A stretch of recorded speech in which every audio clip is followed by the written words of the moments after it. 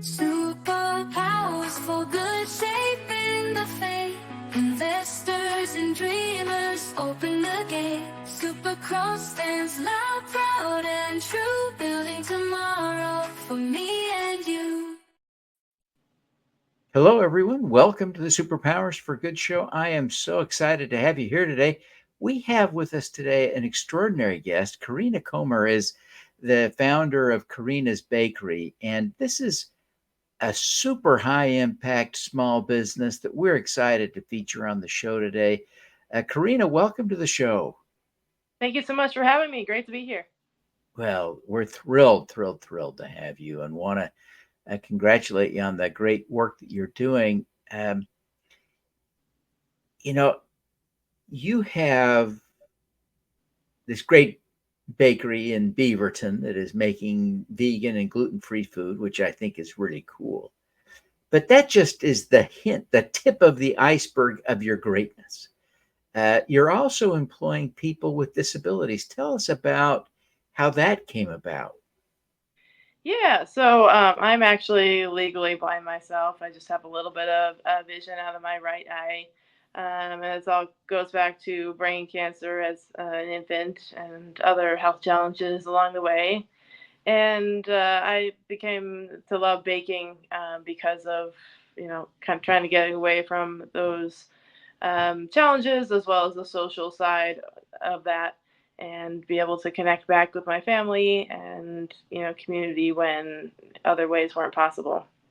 And so I learned how to bake from my mom and my grandfather. My grandfather came from Sweden in the 50s and opened his own store about a decade later, selling Scandinavian gifts in coffee shops and coffee and other things. And he became sort of like precursor to IKEA, the biggest Scandinavian store in New England. And I took that more. I started peddling baked goods on a tricycle to raise money for cancer patients, and along the way, really learned what it was like to have a business. And yeah, hardworking family for sure. So taking the easy way wasn't really an option for me. So I set my sights on pastry school and several grueling internships. Later, I ended up at a vegan bakery, which opened my eyes to what vegan really meant. I had dabbled in it, but it was a joy to work there. But I could see that opportunities weren't really going to open. Not too many doors were going to open, and so I went to grad school. And I had visited Oregon, and it just felt like home. So I went to Willamette University and learned how to work with nonprofits and international cultures, as well as entrepreneurship and writing a business plan, and really getting yourself out there, gaining more confidence. And so when unfortunately people did not want to trust a blind person in the food industry, even in management, or developing towards management type position, um, then I ended up opening my own store in 2017 with the help of my parents and my community. And that had always been my dream. And my different experiences led me to understand that it needed to also include a way to, give back to the community and to open up opportunities that didn't people I know.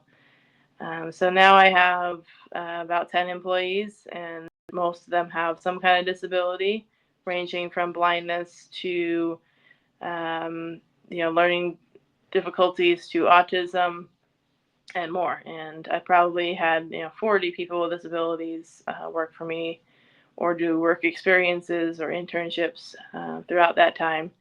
And it's just a joy to see how far they've come.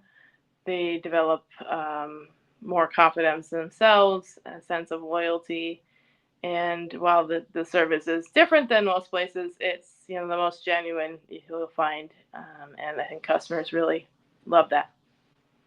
It is kind of inspiring to think about employing these folks because the reality is it varies a little bit by the nature of disability, but a large majority of people with serious disabilities are not employed at all, are they? No, it depends on who you ask, but around 70% is the figure that's Yeah, unemployed. yeah, Yeah. yeah. It's really a challenge to deal with, especially, the reality is the vast majority are also capable of work, want to work, and don't get those opportunities. So it's cool that you have figured out how to employ them. Let's be real for a minute, though. There are some challenges, aren't there? Oh, for sure. About Yeah. Tell us a little bit about how you cope with the challenges and deal with that to make this a positive experience for you and for those employees. Yeah. So when I first started, I mostly, only knew other blind people. So that's who I hired, and had connections through those agencies. And I was able to, mostly help them be able to integrate into work. Some of them had extra needs on top of that, but generally it was easy to set everything up in a, easy to find everything, minimal adaptations needed.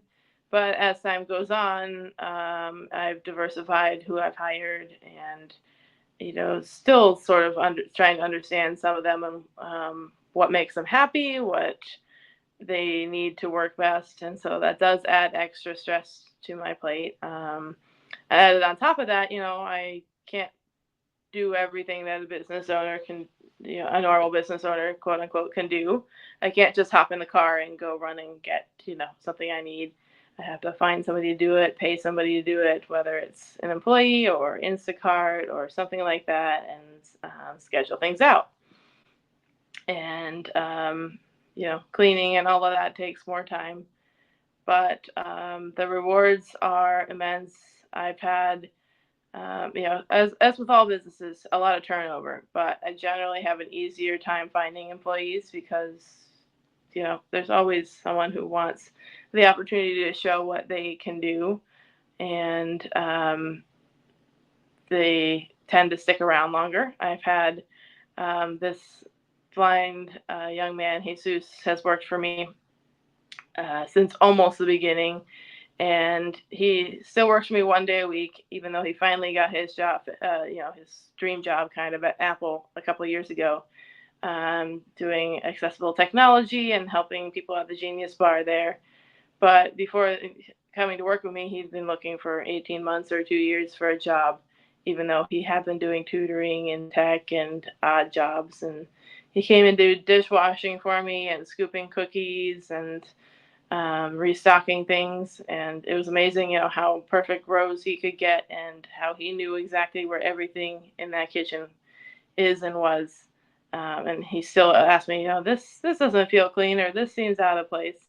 And he does that all while keeping us all upbeat and telling jokes and all of that. And then I have another young woman who's worked for me almost as long, has, autism or learning disability, and so it's interesting how she sees the world sometimes. But she greets everybody when they come in the door with a loud hello, and she is very eager to please, and don't touch her dishes because she wants to do them all. And I can tell she's eager to learn something else, so we're working on that. But she blasts through her lists, and looks for the next opportunity. So those are the kinds of things that keep me going. Yeah, it's really inspiring to hear those stories. I really appreciate you sharing those stories because this is such a personal experience, right? For you and for them. And so I appreciate you sharing some of their history with you. How has the restaurant helped you personally, besides providing an income, right? We all need an income, we all need a job. Beyond that, how do you feel like this business helps you? It's helped me become a better leader. When I look back from a few years ago, I have more resilience and confidence. And the more loyal customers we have, the more that's helped. Um, and being able to figure out how to work with different kinds of people. So being flexible in that way. Just being a more understanding person. And on the flip side, I do understand all the disabilities a little better, but I also understand kind of where business is coming from in terms of, having a little bit of fear of having someone with disabilities. As bad as that sounds, you don't know what kind of challenges you might run into, and you want to do everything for that person, but you only have so much bandwidth. And so how do you do that in the way that's best for you and the business? And that's, something I want to continue to work on, and help other businesses with, so that, we can find that good spot of the creativity and the innovation that people with disabilities naturally have, meeting the business needs. Yeah. Now, you are also running a crowdfunding campaign on Honeycomb Credit, and that's kind of an exciting milestone. I've got on the screen now a shortcut to your crowdfunding campaign there on Honeycomb Credit. It's s4g.biz/Carina. And folks can check out your campaign on Honeycomb Credit there, or just pull up Honeycomb Credit, and they don't have too many campaigns going at one time, so it's not too hard to find. Carina's Bakery.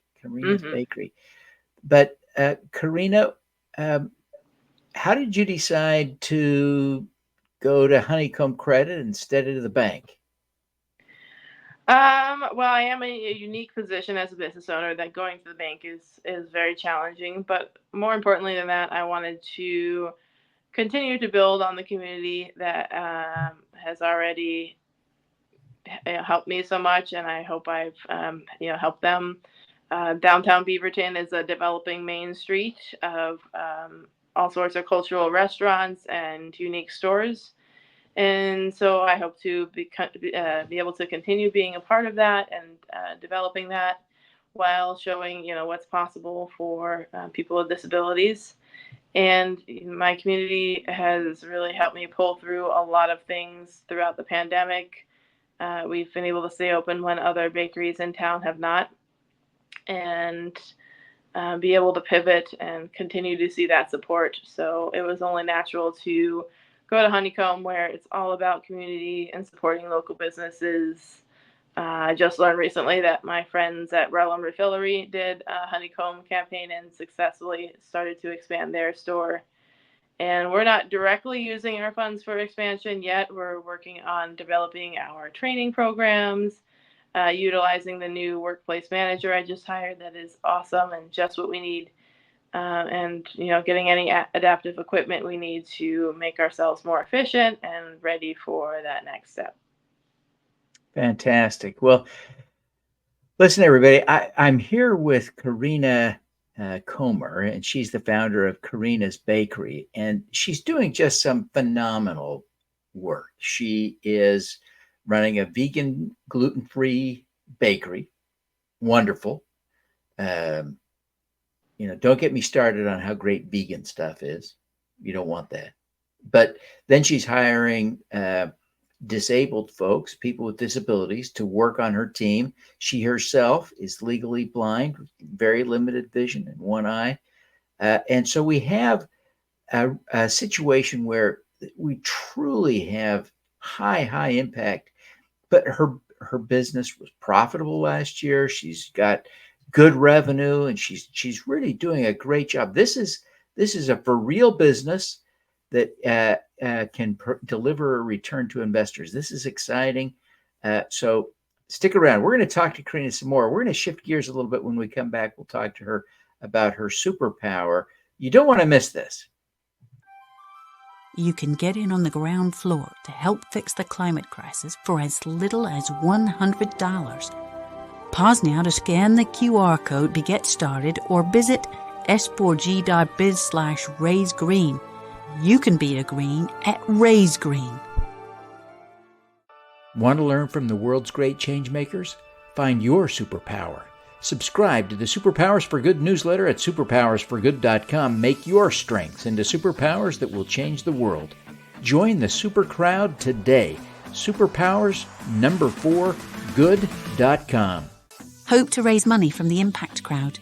Good investors are as interested in community, social or environmental impact as you. Connect with Funding Hope, an SEC-registered FINRA member crowdfunding portal to learn how to raise capital from the impact crowd. Scan the QR code now. Welcome back, everyone. We're here today with Carina Comer, the founder of Carina's Bakery, a vegan, gluten-free bake shop in Beaverton, Oregon. But, we've talked about her extraordinary impact, the great work that she's doing. We're going to shift gears now to talk to her about her superpower. So I invite you to stick around. Carina, you really are an impressive individual. And it's hard to build a profitable business like you have, but you've been deliberate about this. You've gone to graduate school, you have done the training, you've done internships, and you have built this from the ground up. This is this is not a new business, right? You've been doing this for 6 years, I think. Like you Almost are, 7, yep. yeah. It's like you are for real. Like as a business person, you're legit, and you've done all of this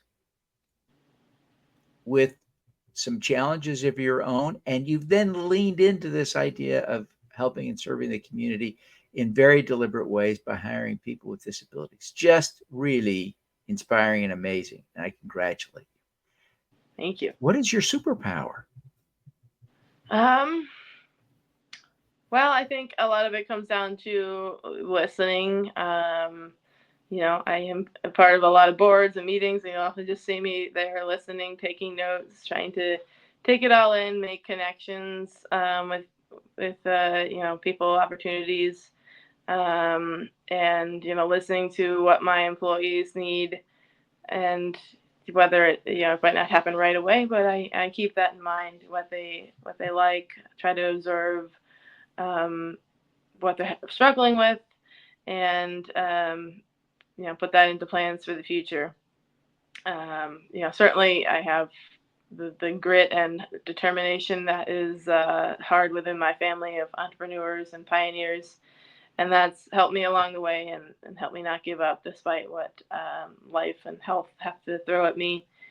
But yeah, I think listening to what others have to say, try to gently, not change their perspective, but, give them light into their decisions, and, be a good friend that way, both in Yeah, business I think and personal. there's real evidence that you're doing this well, right? I see evidence in the fact that you were so deliberate about graduate school, right? That is a tough thing, and you've got to be able to listen, pay attention, learn, right? That's important there. And of course, running a business, especially of the sort you've tackled, requires you to listen to customers intently. You've got to listen to your employees intently in order to be able to help them succeed at what they're doing. So you are really a master listener. I wonder if you can think of a specific example of a challenging moment that you encountered where you deployed that superpower and really listened to address a problem or solve a problem. Can you think of a time when you did that?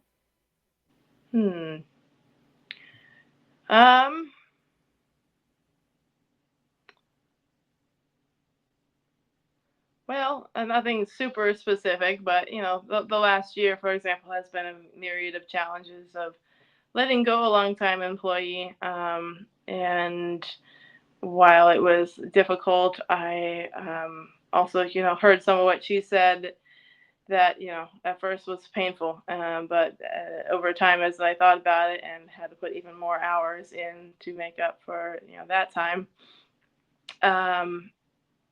found some of what she said insightful, and it kind of led towards my hiring of my new workplace manager, who's helping to, take a little bit off my plate in terms of facilitating what different employees are thinking and feeling and how we can help them better. And, as hard as it is to, give away some of my process, not give away, but, let others be involved in my processes and things like that. It's what we need to grow. And so, that and other little things like that from customers and such that know me well have led to this, development in the business and hopefully for my life. Yeah, that's awesome. I really am impressed, and I think it's actually a really great story that to illustrate the power of listening, because you had that experience, listened to the feedback, made a change. You know, sometimes I'm just too dense to do that, and I congratulate you. It's hard. We sometimes entrepreneurs, it takes a little bit of self-confidence just to step out there and take the risk. Mm-hmm. But the contrast with that is then you got to be humble enough to listen to the feedback and make changes and adjustments to really be successful. And I think you're doing that well. And I'm grateful for an opportunity to learn from you. Thanks. In fact, let's lean into that just a little bit. If you were trying to coach your employees on how to be better listeners, because all your customers or all of your employees probably deal with customers one time or another. They have to deal with each other. They have to deal with you. So you need them to listen well. How do you coach them? How would you coach us to be better listeners? Well, first it means, not stepping in right away to answer what you think they might have asked or to give your opinion, but to let them fully state what it is they're thinking or needing, and pick out the key words that really, define what their emotion or what they're needing, and try to give the most helpful answer you can, that's going to be, meaningful and positive to them for what they're going through now. Um, we have, a lot of good times in the bakery that can lead to positive joshing, but it can, turn the other way very fast. And so knowing that we all see things in a different way, you have to kind of read how somebody's talking and what their expression is, and change the way you listen and talk. Yeah, I think those are great tips, and I really appreciate you sharing that. As we begin now, we need to sort of wrap up. Our time is limited, but I wonder if you would take a few minutes here, a minute, tell us how people can connect with you personally, right? You're going to have a growing fan club now. And so people want to know how to follow you on social media, connect with you personally. People are going to want to know how to invest. So tell people again how to invest. People baked goods. So tell them where your store is and people how to do that. And so give us a little wrap up, okay? Sure thing. You can find at Carina's Bakery, and LinkedIn. Shoot me a personal email to hello@carinasbakery.com.